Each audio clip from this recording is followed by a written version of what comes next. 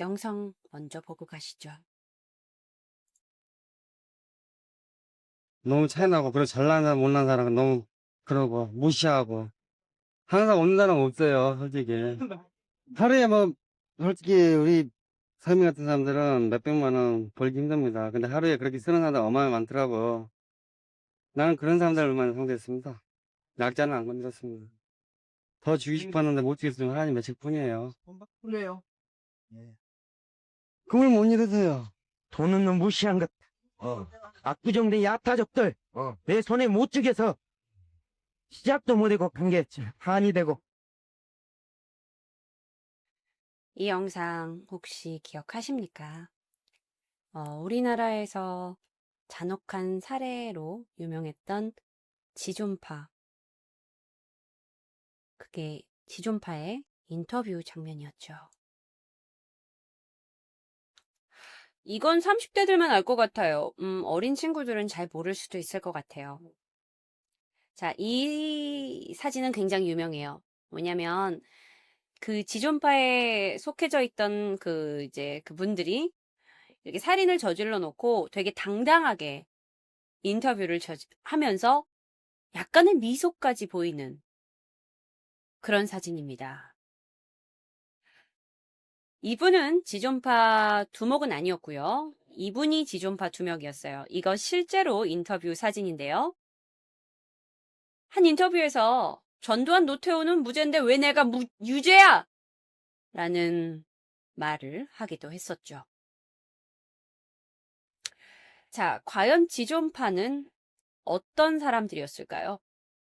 지존파 많이 들었잖아요.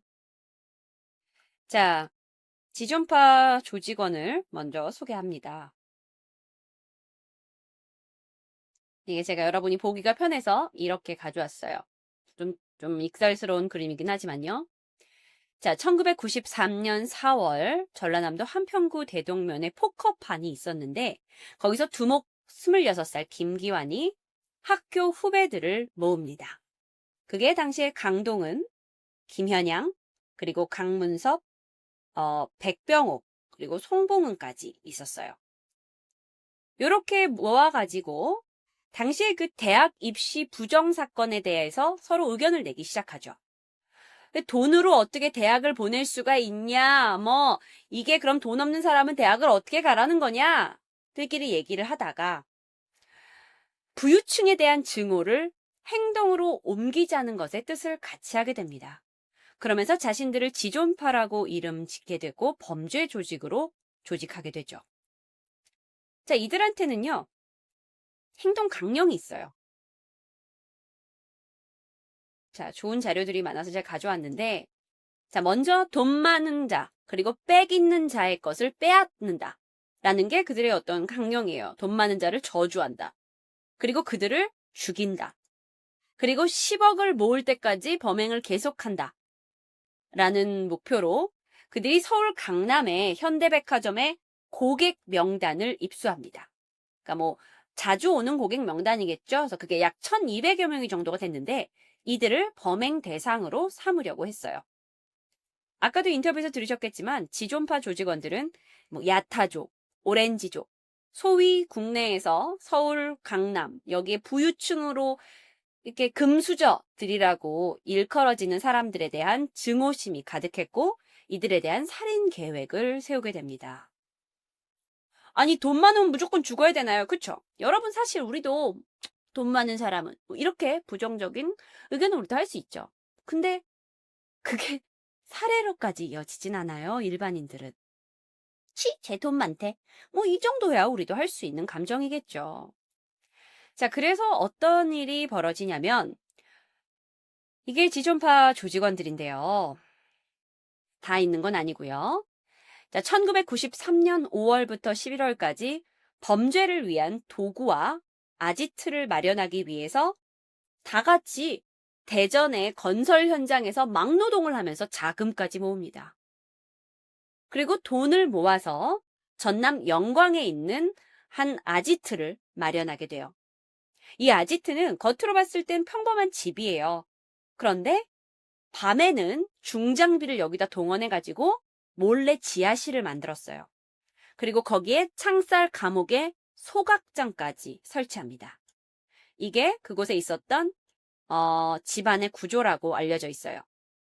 계단이 있고 대형 버너로 소각하는 시설이 있고 감금 시설까지 있고요. 자, 그러면서 그들은요, 아주 치밀하게 1993년 7월 살인을 연습해야겠다고 생각한 거죠. 그러니까 그들의 진짜 목표는 누구예요? 부자들이에요. 대한민국 부자들을 죽이려고 하는데 살인을 연습해야겠다고 생각한 거예요. 그래서 충청남도 논산의 두개역 부근에서 다리 밑에서 혼자 걸어가고 있던 23살의 여성 최미자 씨를 납치합니다. 그리고 차례로 강간하고 살해한 뒤 인근 야산에 안매장해요. 마치 그들은 사회에 돈 많은 사람들에게 내가 정의를 실현하겠다라고 하면서 하는 이름으로 범죄 조직으로 집단했는데 살인을 연습하기 위해서 왜 무고한 여자를 죽이는 거죠? 자, 1993년 8월입니다. 전라남도 영광군에서 이제 이들이 아지트를 모여서 활동하고 있는데 이 조직을 이탈한 자가 생겼어요. 그게 송봉우입니다. 송봉우가 공동 예금 통장이 있었어요. 그 대전에서 막 일하면서 예금 통장 만들었고 돈 모았잖아. 거기에서 300만 원을 빼들고 달아난 거예요. 근데 얘를 찾았어요. 그리고 얘를 살해합니다. 왜? 조직을 배신했으니까. 그리고 안매장하죠. 실로 그를 죽일 때 굉장히 잔인했다고 해요. 칼과 곡괭이로 찍어서 살해를 했죠. 자, 그리고 나서 1994년 5월 여기 이 사진 속에서 보였던 두목 김기환이 그 고향집에 그러니까 자신의 그 영광집 있잖아요. 아지트에다가 이 창살 감옥과 사체를 은닉하기 위해서 사체 소각 시설을 완벽하게 갖추게 돼요. 실제로 이게 그 소각 시설입니다. 그러니까 그 아지트에서 사람을 태워서 죽이겠다고. 그러니까 살인이라는 게 우발적인 게 아니라 내가 그들을 다 죽이겠다, 그리고 다 태워 죽이겠다 하고 집안에다가 시체 소각소를 이렇게 만들어요. 그리고 실제로 나중에 발견된 시체 소각소에서 발견된 두개골들도 있고요. 자, 그래서 이렇게 이제 아지트에다가 이런 뭐 소각장이나 사람을 죽이겠다는 목표로 이런 걸 만들어 놓게 돼요. 참 말이 안 되죠. 그런데 1994년 6월 17일 두목 김기환이 고향 선배의 조카인 중학교 1학년 여학생을 강간합니다. 그래서 징역 5년형을 선고받고 교도소에 가게 돼요. 그러면 얘가 지금 교도소에 가버렸잖아. 그러니까 지존파 일당은 강동은을, 여기 있었던 아까 그 강동은을 부두목으로 삼고요. 강동은이 나이가 어린데도 그 싸움을 잘했나 보죠. 강동은을 부두목으로 삼고 감방에서 있는 두목 김기환에게 모든 범죄의 지시를 받고 본격적인 범행 활동을 개시합니다. 자, 그 본격적인 범행이 어떤 거였냐? 1994년 9월 8일 새벽 3시쯤이었어요. 서울에서 잘 산다는 동네가 어디죠? 강남이죠. 강남구 역삼동에서 한 카페에서 종업원 생활을 하던 이선영 씨가 있었어요. 당시 27살이었고요. 보니까 이 여자는 그래서 부자 여자가 아니잖아. 그냥 강남의 카페에서 종업원 생활을 하던 이선영 씨예요.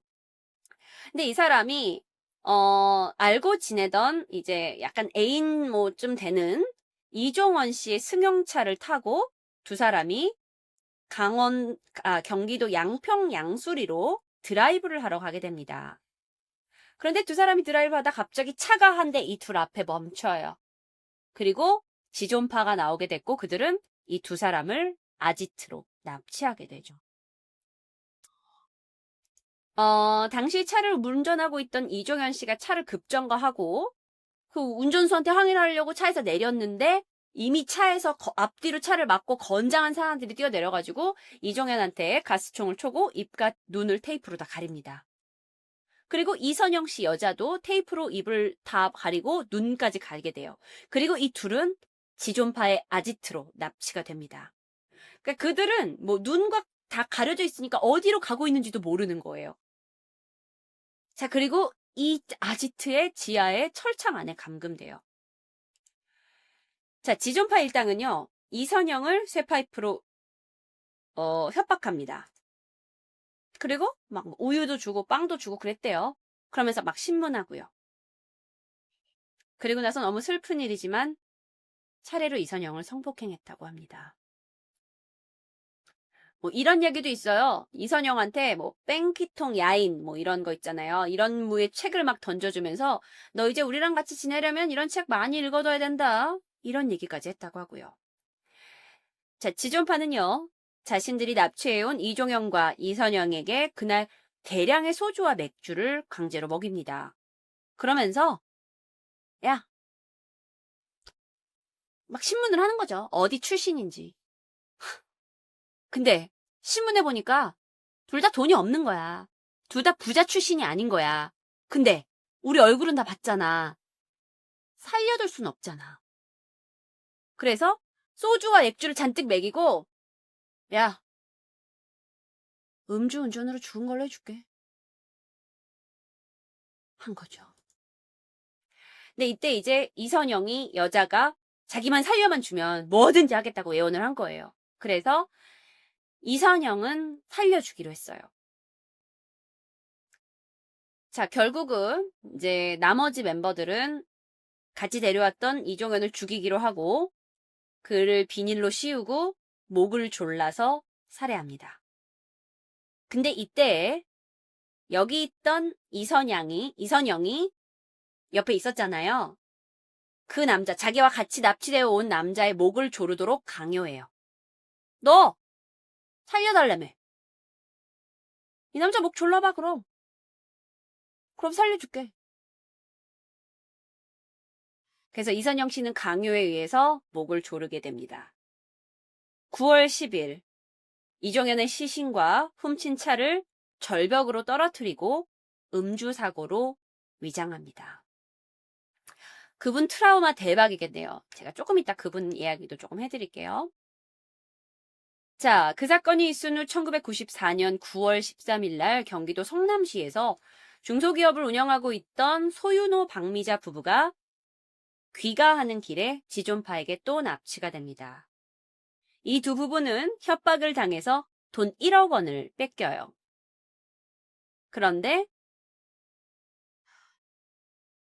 이틀이 지난 15일 지존파는 이선영 씨를 협박해서 남편 소윤호 씨를 강제로 공기총을 쏘아서 살해하게 하죠. 그러니까 실질적으로 여자가 잡혀 납치되어 온 이선영 씨가 공기총으로 남편을 살해하게 돼요.